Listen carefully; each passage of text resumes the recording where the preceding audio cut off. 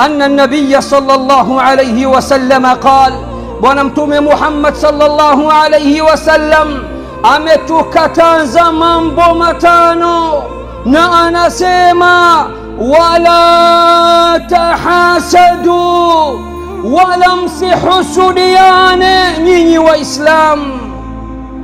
Jambo la kwanza hilo. Jambo la pili, wala tanajashu, wala msikomoane katika kuuza na kununua. Kivipi? Katika mnada, nyumba inauzwa kwa mnada, gari linauzwa kwa mnada. Katokea mmoja kasema anatoa 10,000,000, wewe unapandisha bei ili yule achemke. Unajua hana uwezo wa kuogelea katika maji haya marefu, utasema mimi natoa 20. Anaanza kuongoza kwa kuchukiana, na ndio bana tuko nyuma kidini na kidunia. Angalieni Wakristo wamepiga hatua, wakitoa tamko kweli kweli katika nchi na duniani kwa ujumla. Sisi na wingi wetu sawa na povu la bahari. Nini tatizo? Sisi ndiyo tatizo. Hatupendani, tunachukiana, tunamaindiana, tunahusudiana, tunaombeana kila la shari.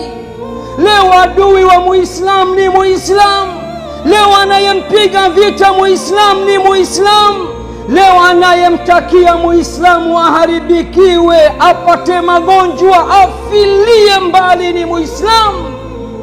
Subhanallah. Bwana Mtume katika mambo matano aliyotukataza, jambo la tatu anasema wala tabaghadu, wala msichukiane enyi umma wangu. Jambo la nne akasema wala tadabaru, wala msipeane migongo, msikate udugu uliopo baina yenu, msifarakiane.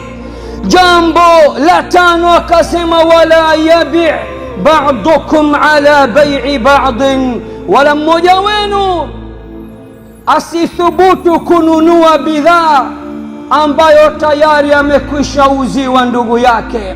Leo wafanya biashara wengi wa Kiislamu, biashara zao hazipo kama alivyoelekeza Bwana Mtume Muhammad. Katika kununua na katika kuuza tunamuasi Bwana Mtume Muhammad sallallahu alayhi wasallam.